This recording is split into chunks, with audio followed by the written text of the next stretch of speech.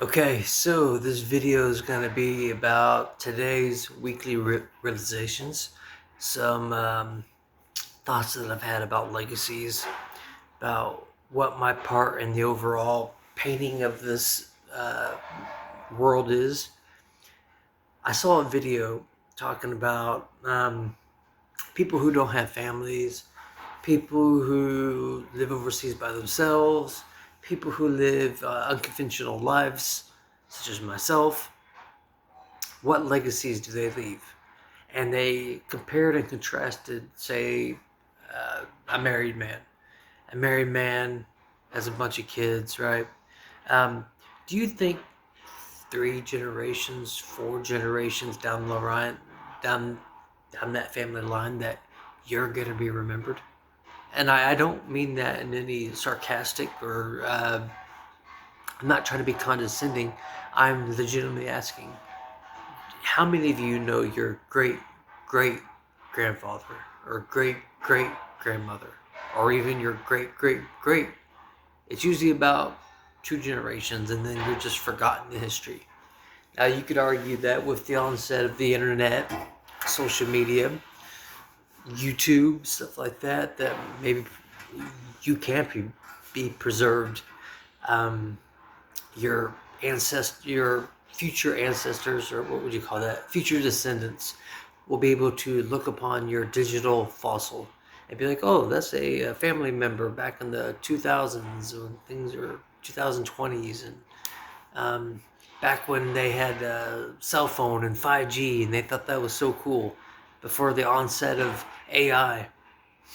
But ultimately, I think you're just going to be forgotten. You know, there's this old gravestone that I like to visit, this old tombstone. Back in the States, every Halloween, I go out at the witching hour. Now I know the witching hour is like 2, 3 a.m., something like that. If I remember uh, my pagan cultural traditions, but the witching hour is on Halloween night. It's a special hour between 3 and 4 a.m., 2 or 3 or 3 or 4, where spirits are allowed to roam among us, okay? I always just say midnight. So I go out to the graveyard. Graveyards, for any of my Vietnamese or foreign viewers, are these fields full of just people buried. They're buried in the ground, and they have little tombstones. Here, rest in peace.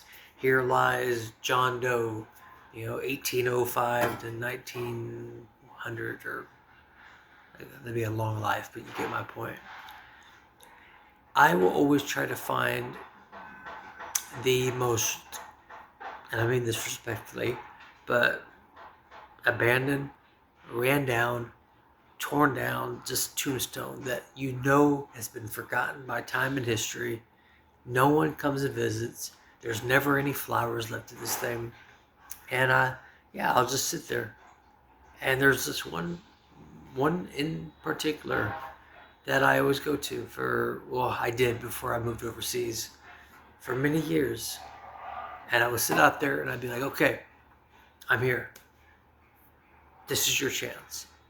Talk to me. And I'd even say his name. And I'd be like, what's your story?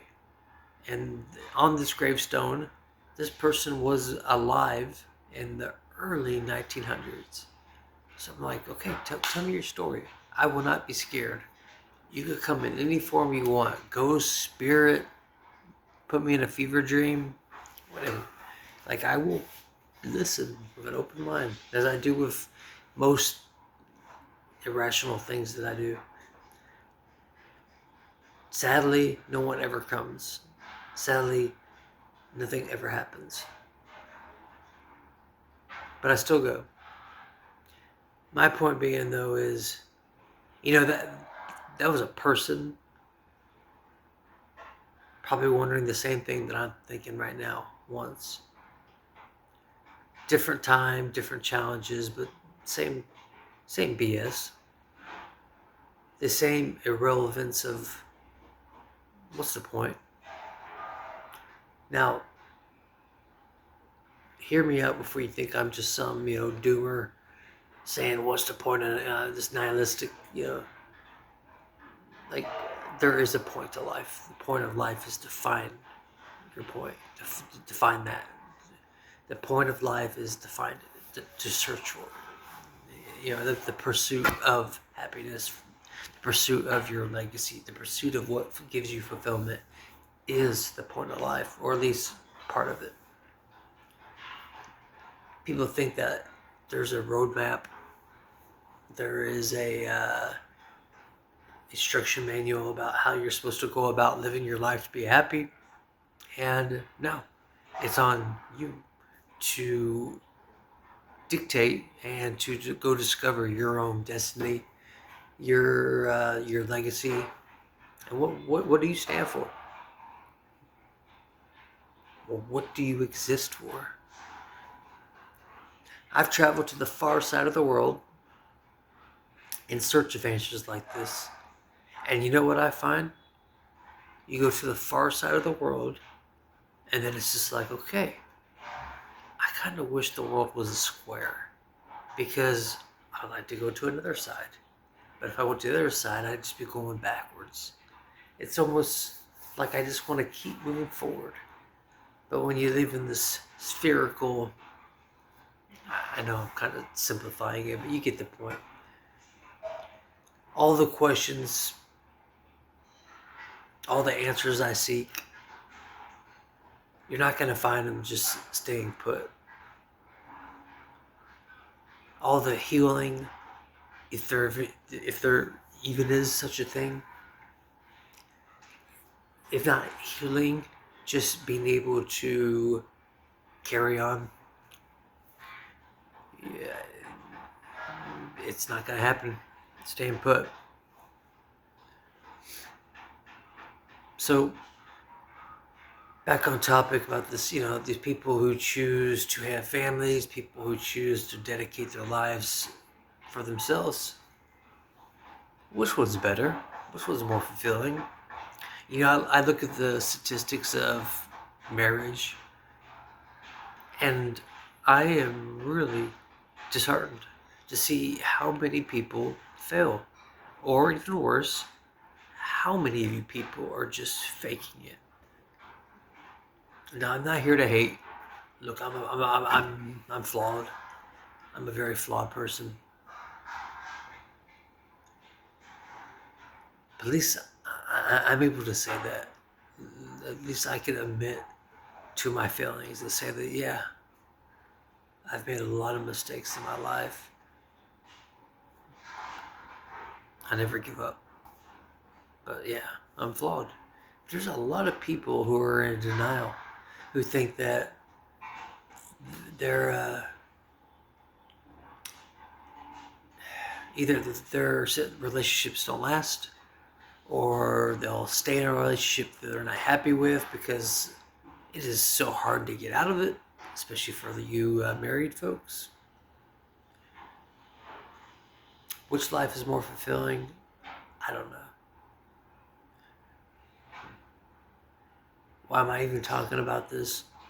It's because I came across some random YouTube video about some guy talking about, I'm 50 years old and I've decided to live my life alone and I'm happy with it. So I was like, okay, well, let's hear you out. What makes you happy at 50 years old by yourself? And trust me, I get being by yourself. There is a allure to it, allure. There is a peace to it. But you have to have discipline not to become lethargic, not to just sit around in your boxers all day, not to just Netflix and just go brain dead. You have to give yourself a challenge each day. Today I will do X. Today I will do Y. Challenge yourself in some form or the other, or entropy will happen. Entropy, the death of warmth, decay, death, so on.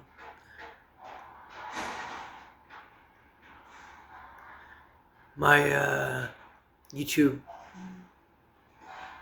has gotten to a point where I don't really feel like I have much more to share in a sense of expat. I feel like I've given the most honest account of what this life was like, at least back from 2000 to current. I could continue to milk the cow of top 10 reasons to travel Asia, live in Vietnam, or top 10 this, or pros and cons, but like, see, I never wanted to really be a YouTuber. I just wanted to document a dream. I wanted to prove dreams can happen. I wanted there to be a digital footprint, a digital fossil of achieving the impossible. Somebody like me who is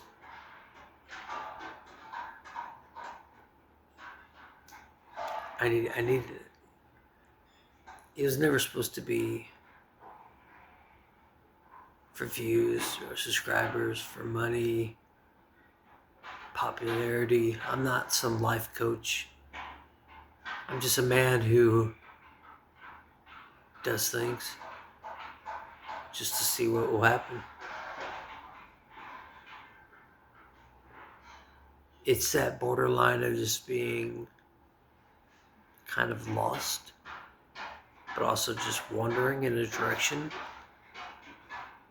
Lost in the way that I'm not lost in my path of what I want in life. I have a pretty clear idea of what I want. It all ends with snow. Somewhere in the future, there'll be snow. I have a pretty clear vision, idea. I can almost feel the snow on my skin when I envision this future that I have. Sometimes I think of, the coldest place on earth, going there, which I think is Siberia. I actually know somebody. Her name is Paulina. Amazing person. She was a teacher I worked with from the coldest places in Russia. I wish I'd had more time to ask her, like, write out a book, like, all right, give me all the notes. How does one get a visa? How does one find an apartment? Or how does one, acclimatize to the weather? How does one do this? But could you imagine the thrill of going to the coldest place on earth? Negative 140 degrees, I believe, with wind chills sometimes higher. So cold that just a minute of exposed skin, at least it was enough to give you frostbite. The purity, just how sterile, how clean everything would be. Not a virus, not a exposed piece of skin, not somebody sweating, not people's body odor as they walk around in hot countries where you can just smell people. See, I'm one of those people, I don't like to see other people, and I don't like to see other people's skin, and I don't like to see other people, I don't like to smell other people. Like, if I had my way, just put a big bubble around me and just be like, and visors, and just, it's like that Black Mirror episode where everybody's just a big blur. I can just blur out the rest of the world. I would be present there as a person there, but I don't need to see their features. I would be very content to live in a world where everybody just was gone. I Am Legend style. Just me. Me, I would get a bunch of M4s. I would definitely get a Shelby GT5. No. I would get a Roush 427R Mustang. Will Smith, he did the Shelby, the GT500, I believe it was. And yeah. And of course, the CBR 1000RR, all black, custom exhaust. and I would make sure to clear off a road, push everything off the road. I don't know, get a bulldozer, take a couple weeks, you know. This is assuming there's no zombie apocalypse or anything, but push everything off the road, and I would just race. Just like, oh, actually just go to an airfield. Just go to, where the airplanes land. Perfect spot, perfect place to race. And just gun it. You ever done that? You ever just from zero to as fast as you can on a motorcycle? It is a very powerful, dangerous, and unique balancing act because once you let go of that clutch, you're revving up, right? You're increasing your engine's power, but you're holding it back by holding down the clutch, which is the reason why your engine's not engaged. So if you have too much power and you let go, you're gonna flip your bike. So it's almost a balancing act of knowing how many RPMs to go up to, depending on how fast your bike is. Is it stretched? The kind of tires you have, the weight distribution, and so on. But yeah, usually that's why you see most bikes will lift up and do wheelies in the beginning, and yeah, then once you land her back down, then you're off. It's a very scary feeling the first few times that you do it, and the first time you do it unintentionally, man, that's just so scary. I remember that I did it with a 500, a Suzuki GS 500. I was curious if I could, so I held down the clutch. I revved it fast as maybe a little bit too much, and as soon as I drop that clutch, the bike just lifted up, and I'm like, holy beep, and it's, exhaust is screaming, I'm hanging on, and boom, it landed, and then I felt so cool, and I tried to pretend like I did it on purpose, but I didn't. Anyways, yeah, go to those airfields, and with my M4s, I would have target practice like I Am Legend, just because I like to shoot guns. I think it's fun. So I just be. I would, because you never know. There could be some zombies. So it's good to be, up to date with your trigger discipline and how good you are with your sights, and how fast you can replace a magazine. And don't call them clips, okay? They're called magazines. All right, don't call them clips. I'm gonna put a new clip in. No, they're called magazines, mags.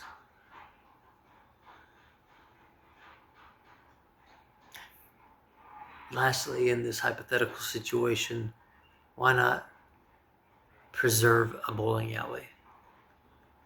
Keep it as the Earth rotates. So Earth ultimately would retake civilization, right? So everything that we've put concrete over would be retaken by grass, trees, and plants. But I would make it my point to preserve a bowling alley. Find the best, I don't know, maybe 11, 12, 13 pound bowling ball. It's about my favorite, somewhere around there, depending on if it's good quality. And just, be able to bowl a day. How fun would that be? Just sit there, just bowl. Of course, it hurts after a while, but in this hypothetical situation where there's nobody, pretty sure there's a lot of ways to deal with that hurt.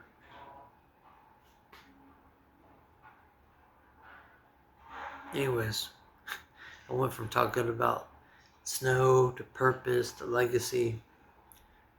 It is early in the morning. It's sunny. It's summertime. It is everything that I dislike about the dream. And I have to put up with it for 5-6 months every year. I love Vietnam, but I hate the weather. That's why at some point there has to be snow. You see, snow just runs in me. It's just part of me. in my blood. I was made for the cold, made for the snow. I was born of the snow, molded by it.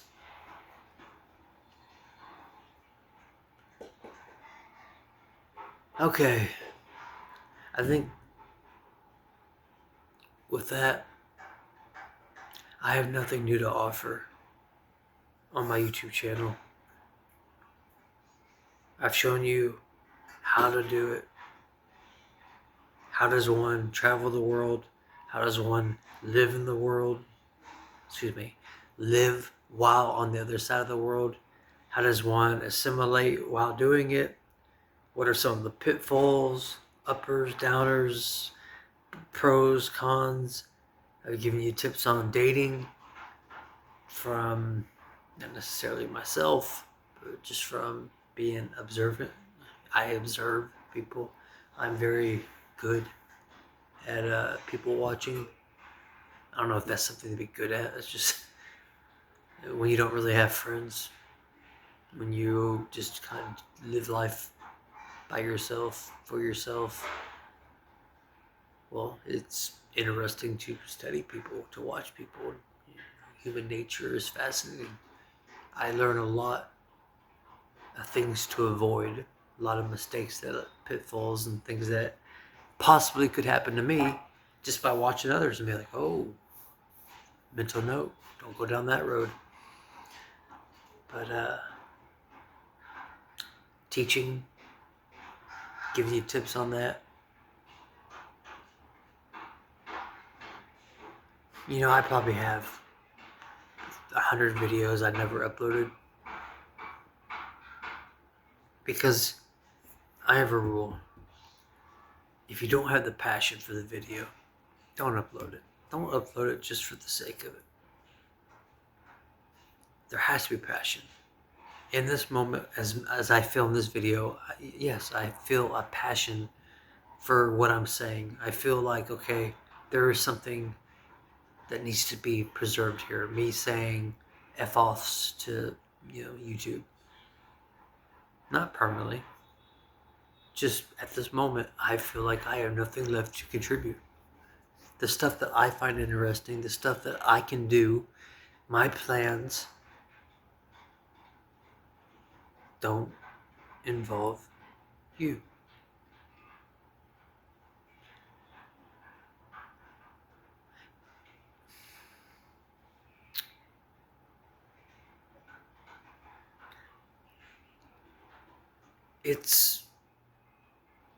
It's my cross to carry now, my burden, it's time for me to go solo. And you YouTube audience, every once in a while I'll get a new subscriber and I just wonder why. What video did you find that was interesting enough to subscribe to my channel? And let me stress to you, I'm not being negative. I am being matter of fact. A lot of people mistake, my matter of fact attitude as, oh, he's being just very doom and gloom or being negative. Well, sometimes two things can be true at the same time, right? But in this particular moment, in this second, it could change. 5 minutes from now, I could be feeling down. That happens. But in this moment, I'm just being in the moment with you. I wonder what video, what bit of knowledge, what part of what I've contributed to the YouTube sphere, to the travel, sphere, to the Vietnam's legacy sphere, to Lao Cai, to Sapa, to whatever. What was enough to subscribe? I do all these videos on a camera. It's like, 5 years old now. I have no microphone, no production. It's just from the heart, from the mind. And sometimes I think if you don't have anybody to talk to, I just pretend that there's like, you know, let's say 30 people who will watch this video. Well, the 30 of you are sitting across from me, so we're having a discussion. And I'll even give you names, okay? So your name is Alpha, okay? Your name's Omega. Your name is Starbuck. That's from Battlestar Galactica. Your name's Luke Skywalker. Your name is Gandalf. And your name is Alice. Alice in Wonderland. Down the rabbit hole.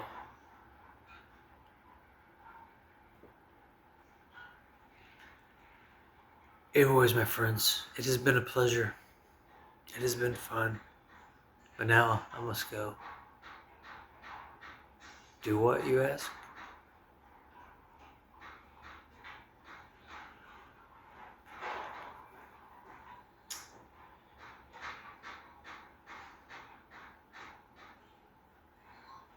I'll get back to you on that. Thanks for watching. See you next time, if there is a next time.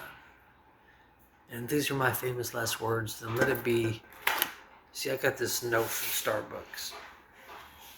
They always put these on notes. And this one says, good luck with that. With a heart.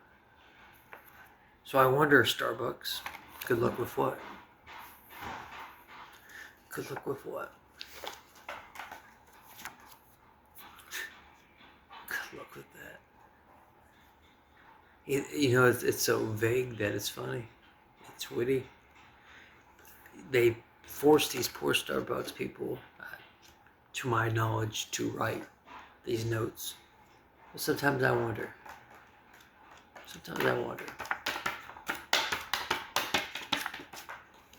Anyways, sayonara. Adios. Thanks.